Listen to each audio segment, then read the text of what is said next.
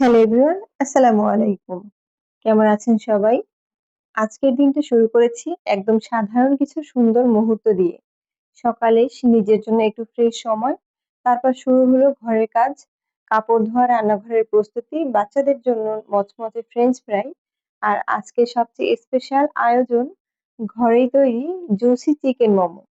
মোমোর পুর তৈরি থেকে শুরু করে একে একে সুন্দর করে মোমো বানানোর পুরো প্রক্রিয়া আপনাদের সঙ্গে শেয়ার করব। তাই ভিডিওটি শেষ পর্যন্ত দেখবেন। আশা করি আজকের ব্লগটি আপনাদের ভালো লাগবে।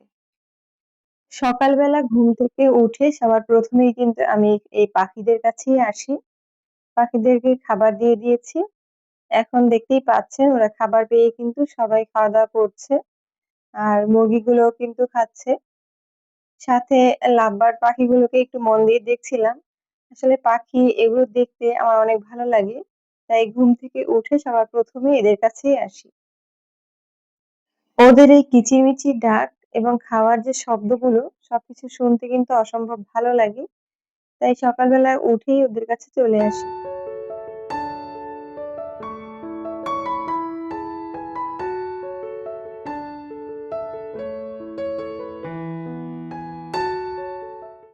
রিনা তৃষার জন্য গাজর দিয়ে সুজি রান্না করে রাখছি, যাতে ঘুম থেকে উঠে ফ্রেশ হয়েই খেতে পারে আর ততক্ষণে ঠান্ডাও হয়ে যাবে।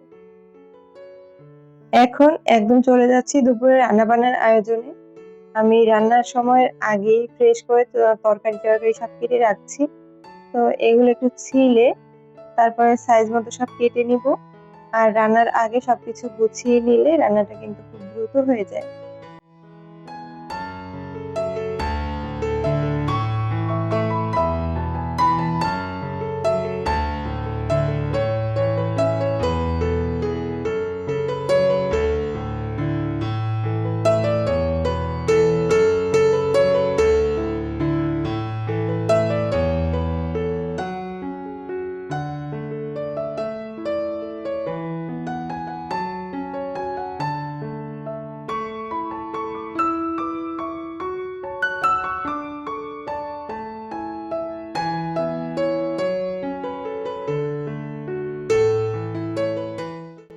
দুপুরের রান্নায় আজকে আমি ইলিশ মাছ ভুনা করেছি। আর হচ্ছে গিয়ে দুনকুন দিয়ে আলু দিয়ে ঝোল রান্না করেছি। আজকের রান্নাগুলো কিন্তু খুব একটা ডিটেইলস এ শেয়ার করব না। কারণ হচ্ছে আজকে আপনাদেরকে আমি চিকেন মোমোর যে পুরটা হয় সেটা কিন্তু ডিটেইলস এ শেয়ার করেছি। যাতে করে আপনারাও আমার মতো ফ্রোজেন যদি করে রাখতে চান তো সেই ক্ষেত্রে কিন্তু অনেক আপনাদের উপকারে আসবে।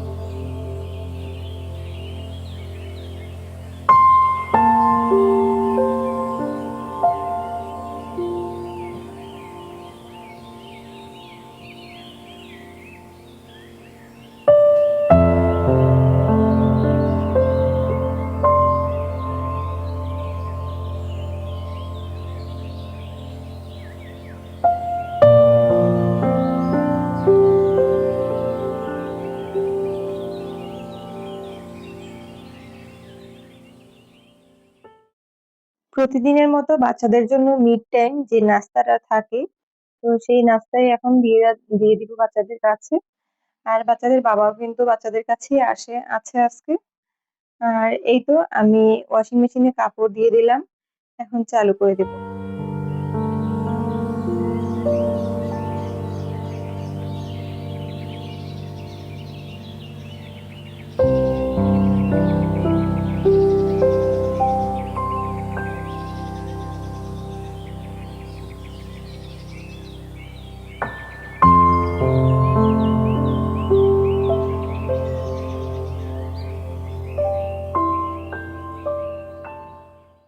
দুপুরে রান্নাবান্না শেষে ঘরদোর একটু পরিষ্কার করে নিচ্ছি। আর ওয়াশিং মেশিনে যে কাপড়গুলো দিয়েছিলাম ওয়াশ করা হয়ে গেছে। আমি এখন সবগুলো মেলে দিব।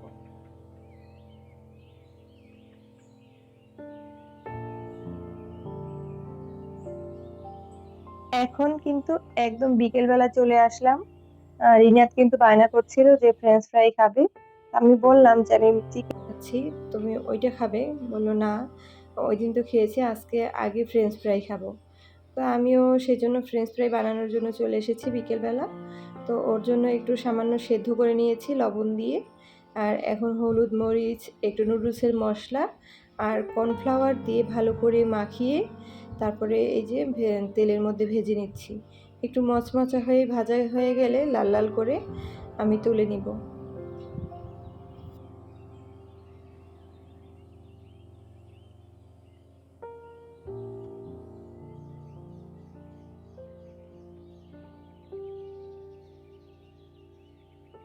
খাওয়া দাওয়া শেষে আমি মোমো বানাতে চলে এসেছি। আজকে যেহেতু ওদের বাবা বাসায় আছে, তাহলে ওদেরকে খেয়াল রাখতে পারবে আর এদিকে আমি কাজগুলো শান্তিমতো করতে পারবো। তাই ভেবেছি যে আজকেই বানিয়ে রাখি, তাহলে অনেকদিন চলে যাবে আবার। তো এই জন্য আমি এখানে ক্যাপসিকাম নিচ্ছি আর গাজর নিয়েছি, সাথে আদা, রসুন আর একটা কাঁচামরিচ। কাঁচামরিচ এখানে আরেকটু বেশি নেওয়া যায়, তবে বাচ্চারা যেহেতু খাবে তাই একটা নিয়েছি। আর এগুলোকে সব আমি গ্রেট করে নিব। এই তো দেখতেই পাচ্ছেন এখানে যে এই চপারটা আছে, এই ভালোভাবে কিন্তু একদম সুন্দর কুচি কুচি হয়ে যায়। তো বেশ ভালোই উপকার আছে। সবজিগুলো চপিং হয়ে গেলে আমি এখানে চিকেনটাও কেটে রেখেছি ছোট ছোট টুকরো করে, তো ওগুলো দিয়ে দিলাম। আর এখন চিকেনটাও এখানে চপিং করে নেব।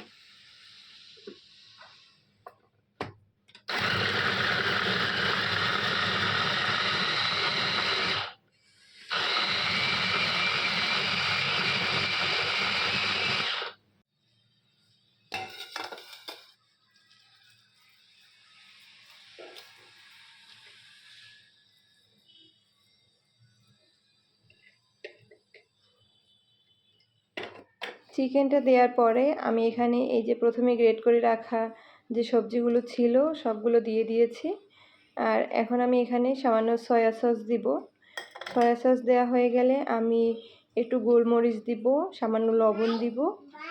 এগুলোর প্রসেসিং করতে করতে আমি চুলার মধ্যে কিন্তু গরম তেল করার জন্য একটা পাতিলে তেল দিয়ে চুলার মধ্যে বসিয়ে দিব। আর তেলটা যখন গরম হয়ে যাবে ঠিক তখনই আমি এখানে গরম গরম তেলটা এই পুরের মধ্যে দিয়ে দিব।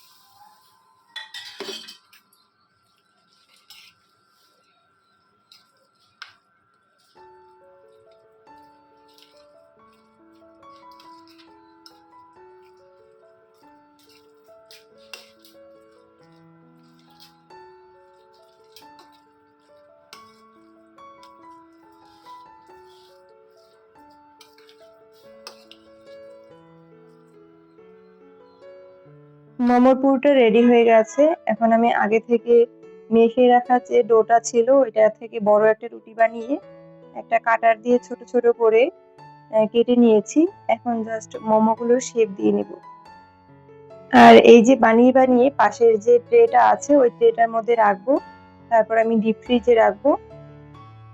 ফ্রোজেন করার জন্য সবসময় খেয়াল রাখতে হবে যে কেউ কোনো একটা ছড়ানো প্লেটের মধ্যে বা ট্রের মধ্যে নিয়ে 1 থেকে 2 ঘন্টা ফ্রিজারের মধ্যে রেখে একটু যখন শক্ত হয়ে আসবে তো তখন একটা বক্সে বা এয়ারটাইট পলির মধ্যে নিয়ে নিতে হবে। আর এভাবে করে রাখলে অনেকদিন পর্যন্ত খাওয়া যায় আর কি, যতদিন এগুলো থাকবে। আর সম্ভবত এগুলো খুব বেশি দিন থাকবেও না, আর প্রচুর তো বানানো সম্ভবও না। যে কয়টা বানাতে পারি একদিনে তো 3 থেকে 4 দিন চলে যায়। এই তো এগুলো যখন ফ্রোজেন করা হবে তখন তো বের করে জাস্ট স্টিম করলেই হয়ে যাবে। আজকের এই ব্লগটি আপনাদের কাছে কেমন লাগলো আমাকে কমেন্টস করে জানাবেন। আজকের মতো এখানেই বিদায় নিচ্ছি। সবাই ভালো থাকবেন। আল্লাহ হাফেজ। আসসালামু আলাইকুম।